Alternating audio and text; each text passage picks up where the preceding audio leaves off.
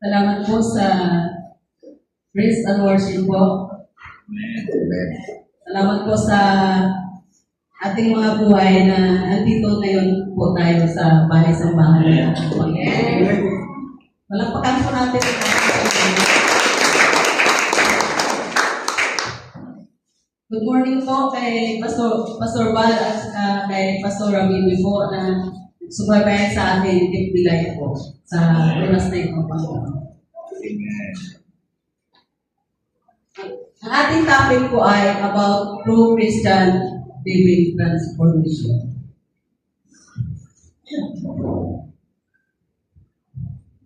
At huwag kayong umayon sa sanlibutan ito, kundi mag-iba kayo sa pamagitan ng pagbabago ng iyong pag-iisip upang mapatunayan ninyo kung ano ang mabuti at kaaya-aya at sakdal na kalooban ng Diyos. Ito po ay makikita natin sa Roma chapter 12, verse 2 sa King James Version. Good morning po ulit sa inyong lahat sa pinagpalang araw ng pagsamba. Ang araw ng linggo, ang ating pag-uusapan ay tungkol sa mga prinsipyong tungkol sa tunay na pamumuhay ng Kristiyano. True Christian living transformation. Handa na po ba tayo? Amen. Amen. Malakas na palakpak naman po dyan.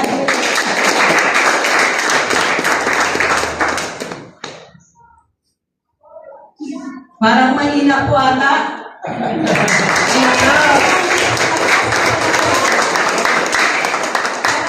Diyos na buhay.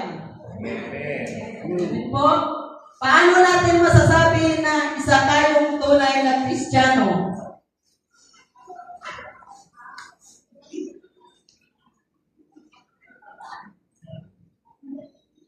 Yung buko po tayo at manalangin po tayo, bigyan natin po ang ating mga mata. Heavenly Father, lumalapit kami sa iyo ngayon ng may pusong pagpapasalamat. At kinikilala ang iyong pagmamahal at biyaya. Panginoon, nagpapasalamat kami sa iyo para sa kalooban ng kaligtasan at sa pagbabagong kapangyarihan ng iyong banal na Espiritu. Ang pagnanais namin mamuhay, nagpapakita ng pananampalataya kay Jesucristo. Nagdarasa kami habang nag-aalay kami para sa isang tunay na buhay ng Kristiyano transformation ng aming puso, isip, at espiritu. Nang sa gayon ay lumago ang pagmamahal sa iyo ng aming Diyos at iba pa. Panginoon, tulungan mo kami makilala at isuko ang anumang bagay na hindi naaayon sa iyong kalooban. Gaya ng sinasabi sa Roma chapter 2, huwag kayong umayon sa huwaran ng mundong ito, kundi magbago kayo sa pamagitan ng pagbabago ng iyong pag-iisip. Hinihiling ang lakas ng loob, kapitawan ang aming dating gawin, mapangwasak ng mga pattern at makasariling pagnanasa. At sa halip ay yakapin natin ang bagong buhay na inialay kay Kristo. Sa pangalan ni Jesus, ang lahat ay magsabi ng Amen. Amen.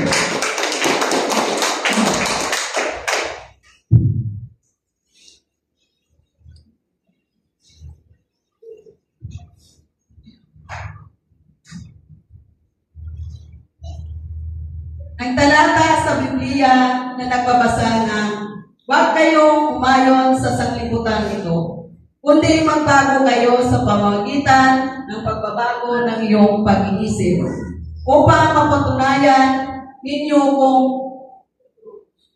ano ang mabuti at kaaya-aya at sakdal na kalooban ng Diyos.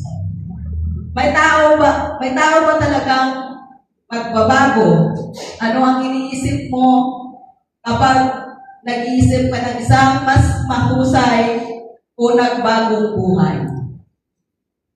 hinahabol o hinahanap ng tao ang isang mas magandang pagbabagong buhay. Ang mundo ay gumagawa ng iba't ibang paraan upang baguhin ang buhay ng mga tao. Mayroon gumagawa ng masama at mayroong naman nagtitiis. Hanggang makamtan ang kaginhawahan sa tulong ng Diyos.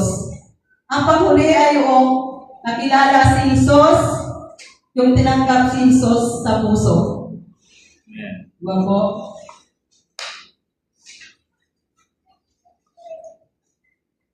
Hindi natin kayang baguhin ang mga tao sa panlabas. Ito ay dapat na isang bagay na galing sa loob. Ang dalisay ng puso, Diyos lang ang makagawa dito. Diba? Diyos lang ang makagawa ng dalisay na puso. Amen. Diba po? Palakpakan po natin ang Panginoon.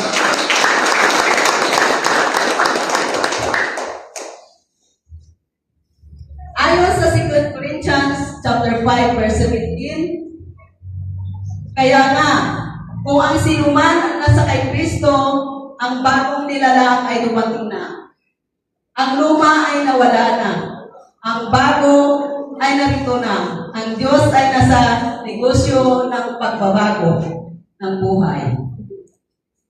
Ang pangangaral ng tunay na pamumuhay Kristiyano ay kadalasang nakasintro sa konsepto ng espiritual na pagbabago na nagbibigay din sa isang buhay na binago ng pananampalataya at pagsunod sa salita ng Diyos. Ang pagbabagong ito ay isang proseso ng pagiging mas katulad ni Kristo. Hindi lamang sa intelektual na pag-unawa sa Biblia, ngunit aktibong paglalapat ng mga prinsipyo nito sa buhay ng isang tao. Ito ay nagsasangkot ng pagbabago mula sa pagiging makasarili.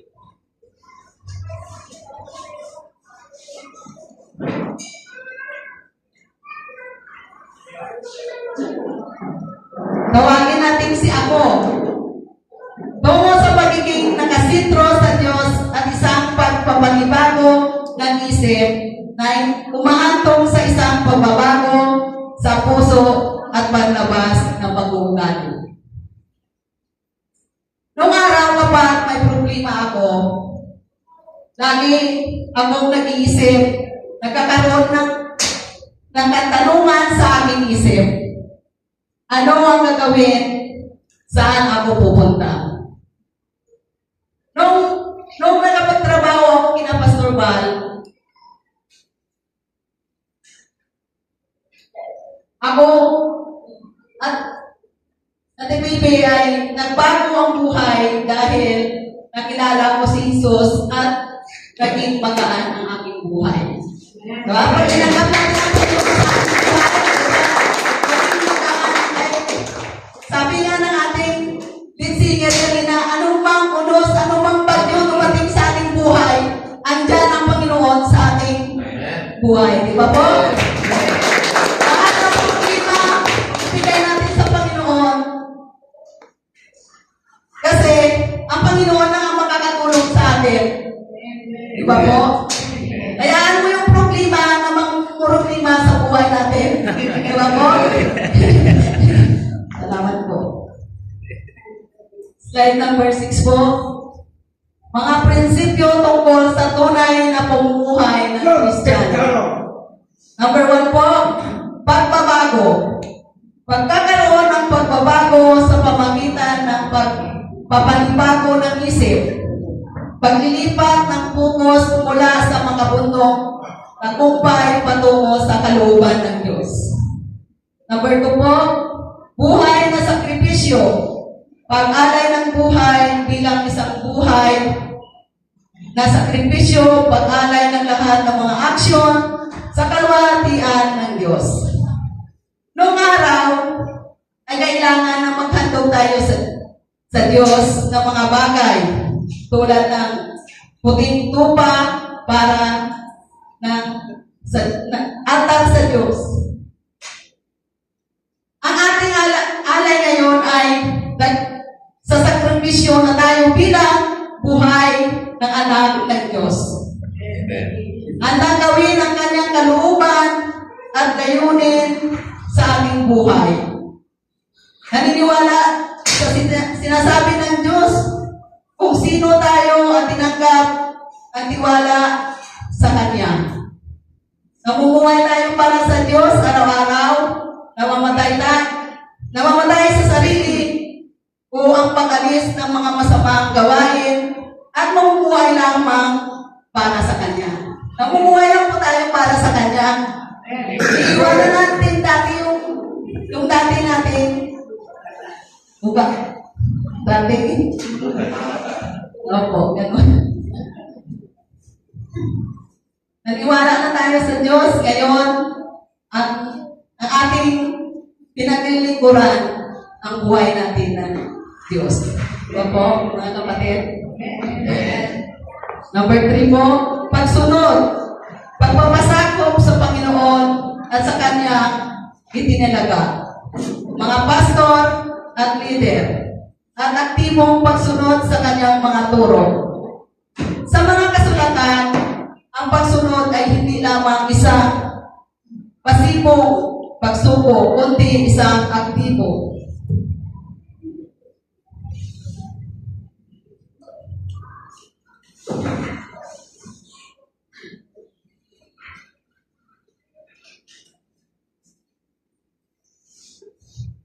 Kusang tugon sa mga utos ng Diyos na nagpapakita ng pag-ibig, pananampalataya, at pagtitiwala sa Kanya. Ang panawagan sa pagsunod ay nakabuhol sa buong Biblia. Hindi ba po? Magtitiwala lang tayo sa Kanya. Sumunod lang po tayo sa Kanya. At tayo ay mananampalataya lang po sa Kanya at magtitiwala lang po sa Kanya. Number 4 po, magtiwala sa Diyos. Umaasa sa provision at control ng Diyos sa lahat ng aspeto ng buhay. Ang tunay na pamumuhay bilang Kristiyano ay kinabilangan ng pagtitiwala sa Diyos. Ito ay nangangahulugang umasa sa katangian, mga pangako, at providensya ng Diyos. Kahit na naharap sa mga hamon, ang pagtitiwala sa Diyos ay kinabilangan ng paggawa ayon sa Kanyang salita. Panalangin at pagbabasa ng Biblia upang mapalalim ang iyong relasyon sa Panginoon, sa Kanya. Ngayon po, andito tayo po, di ba? Nakikinig po tayo ng Kanyang mensahe. Kami po ng mga pastor, ginamit ng Diyos para ipadaloy ang Kanyang salita sa inyo po.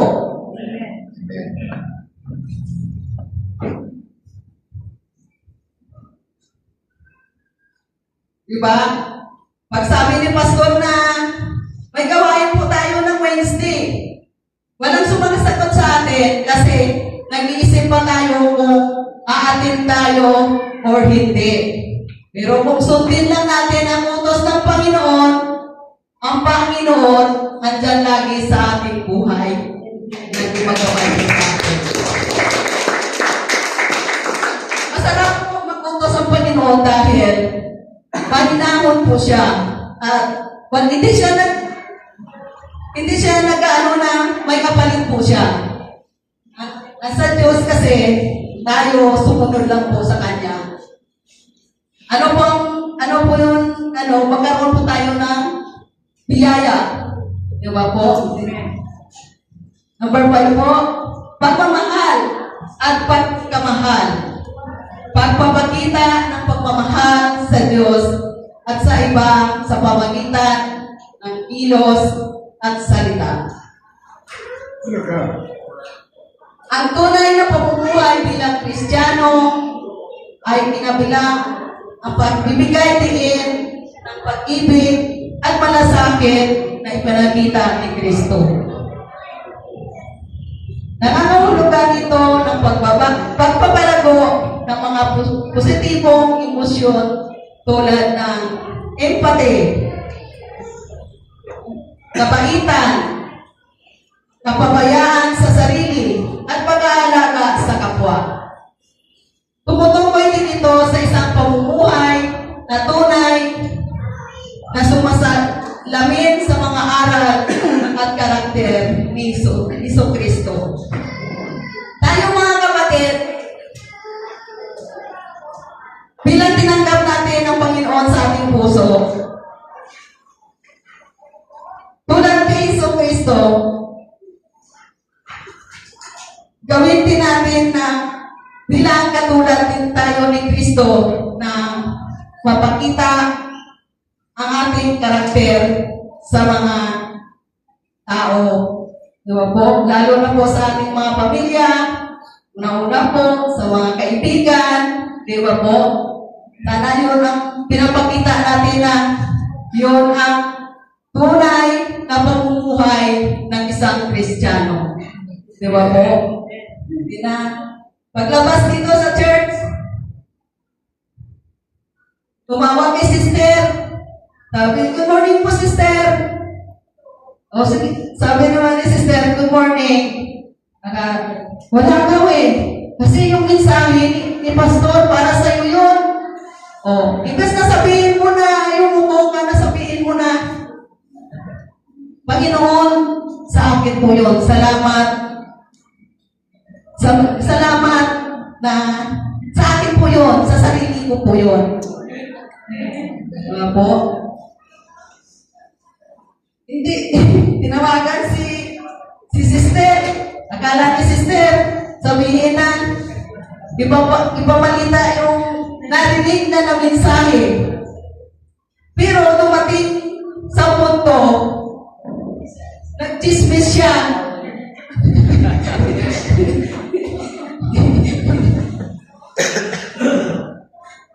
Sa ngayon po, bago tayo lumabas sa church, sa loob naman ng church yun or paglabas, ipakita natin ang pamumuhay natin. Amen. Kung ano tayo.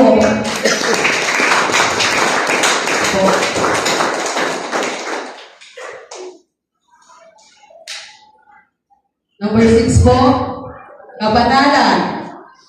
Pagsusumikap para sa isang buhay na dalisay at katwiran na sumasalamin sa katangian ng Diyos. Ang tunay na pamumuhay Kristiyano ay pinabibilangan ng kabanalan na nangangahulugan pamumuhay ng isang buhay na nakalaan sa Diyos. Pagsusumikap para sa moral na kalinisan. At pagsunod sa mga banal na utos ng may pagmamahal at pagtawid, ito ay nangangahulugan ng paghihiwalay mula sa kasalanan at pagtatalaga sa Diyos na nagpapakita ng kanyang katangian sa ating pamumuhay. Ang aking binabanggit na 6 na mga major na mga prinsipyo tungkol sa tunay na pamumuhay ng Kristiyano ay hindi natin matatalakay lahat ngayon. Sa halip, mag-focus po sa isang prinsipyo na sa ganon ay lalo natin maintindihan na ito ay pangunahing prinsipyo ng transformation. Espiritual na paglago. Ang pagbabago ay hindi isang bisis na kaganapan, kundi isang patuloy na proseso ng paglago at pag-unlad. Panuod na pagbabago. Nagsisimula ang pagbabago sa isip at puso.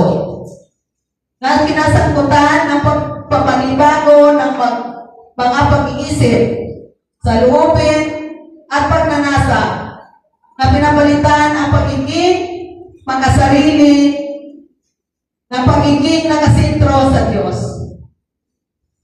Ang pagbabago ito ay pinalakas ng pagkikipag-ugnayan sa salita ng Diyos. At sa pagtubay ng banal na Espiritu na nagpapahintulot sa mga mananampalataya na ibuhos ang mga makamutong pananaw at yakapin ang katotohanan ng Diyos.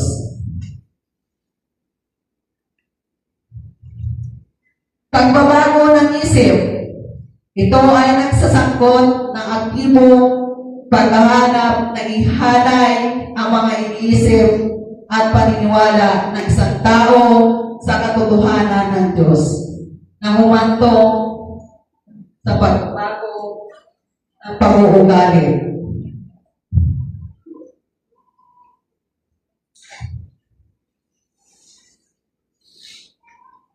Mga pangunahing prinsipyo ng transformation.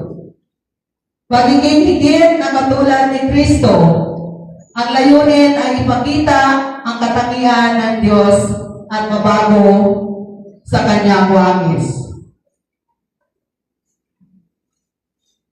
Mula sa sarili hanggang kay Kristo, ang mga mananampalataya na minsan nahiwalay sa Diyos sa pamagitan ng kasalanan ay nakipagsundo sa Kanya sa pamagitan ni Kristo na nagiging isang bagong nilalang sa Kanya.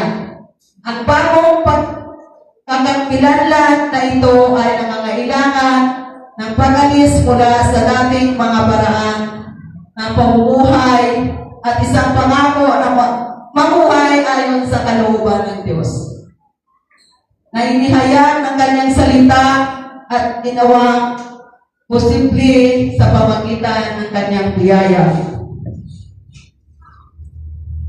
Ang pangunahing prinsipyo ng transformasyon, pagsunod at pagiging disipulo. Ang pagbabago ay pinapalakas sa pamamagitan ng pag-aral na sutin ang salita ng Diyos at pagiging disipulo ng iba.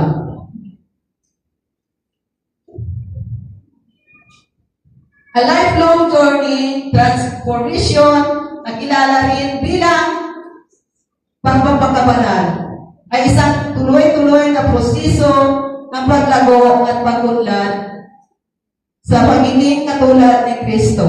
Ito ay hindi isang bisis na kaganapan, ngunit isang paglalakbay na nagbubukas sa buong buhay na may parehong banal na intervention at pagkikipagtulungan ng tao na gumaganap ng mahalagang tungkulin.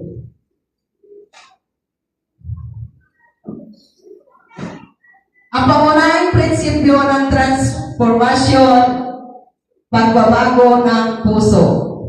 Isang tunay na pagbabago sa kalikasan at motibasyon ng isang tao na lumilipat mula sa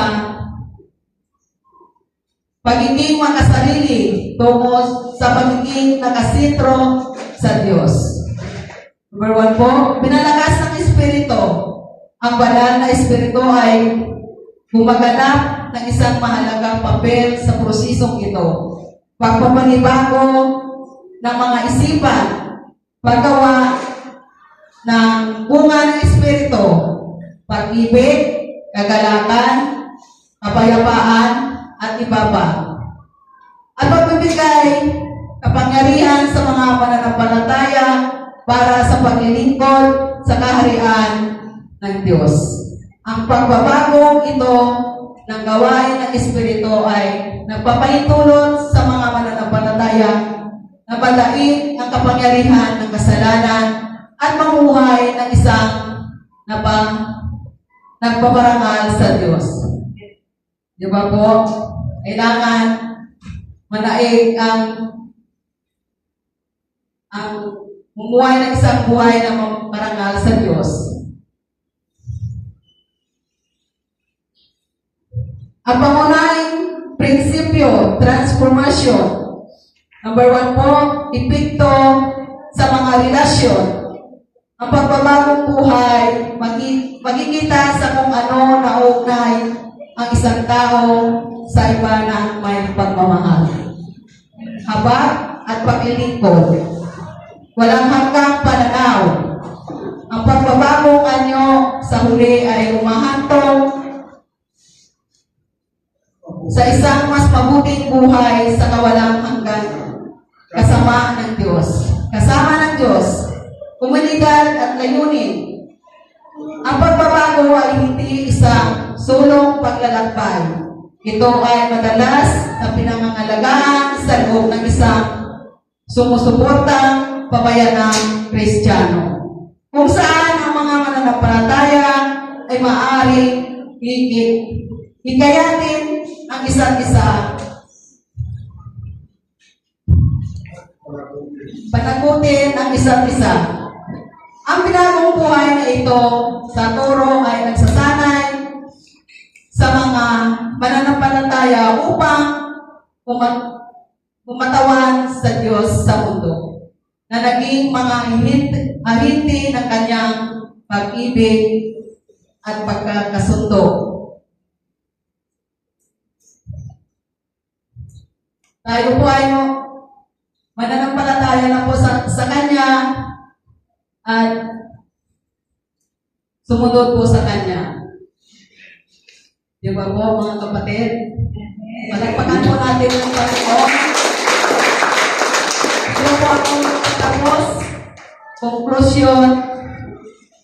Andyan pa po ba kayo? Malagpakan po tayo ng lakas. Masaya po kayo kasi conclusion na po. Conclusion. Sa pinakadiwa, binibigyan din ng tunay na pamumuhay Kristiyano ang isang buhay na patuloy na inuhubog at binabago ng biyaya ng Diyos, na umahantong sa isang mas siyang at makabuluhang buhay, kapwa ngayon sa kawalang hanggan. Sa konklusyon, ang tunay na pamumuhay Kristiyano ay konektado sa pagbabago, isang prosesong napasimulan ng Diyos sa pamagitan ng bagong paglikha kay Kristo, na ayunan ng banal na Espiritu at aktibong hinahabol ng mga mananampalataya habang inaayunan nila ang kanilang isip at buhay sa salita at karakter ng Diyos. Ang paglalakbay na ito ng pagpapakabanal ay umahantong sa isang buhay lalong napapakita ng larawan ni Kristo na nagbubunga ng lumalawahati sa Diyos at nakakaapekto sa mundo sa kanilang paligid. Tumayo po tayo at dito po tayo magwakas at yumuko po tayo at ipigil natin ating mga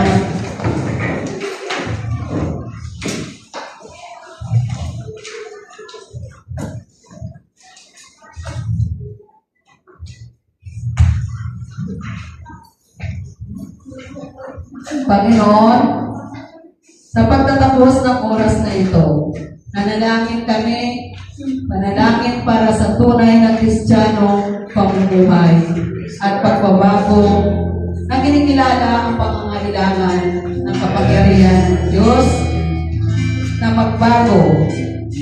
Ang kahilingan ay ang banal na Espiritu at patuloy na kumilos, nagpapanibago ng isipan at mahigit na katulad ni Jesus. Tulungan kami isuko ang mga hangarin at yakapin ang kalooban ng Diyos gaya ng itinuro sa Roma chapter 12 verse 2. Naway magkaroon ng tiwala sa lakas ng Diyos upang madaig ang mga kahinaan at magdala ng kaluwalhatian. Ang aming panalangin ay para mas malalim na patunawa sa salita sa banal na Espiritu. Naway magkaroon ng pagkilos ayon sa salita ng Diyos na nagpapakita ng pag-ibig sa Diyos at isa't isa. Salamat sa pagbibigay sa amin ng biyaya at awa, isang pangako sa paglalakbay na ito ng espiritual na paglago. Nagtitiwala sa Diyos na tapusin ang gawain sinimulan. Sa pangalan ni Jesus, lahat ay magsabi ng Amen.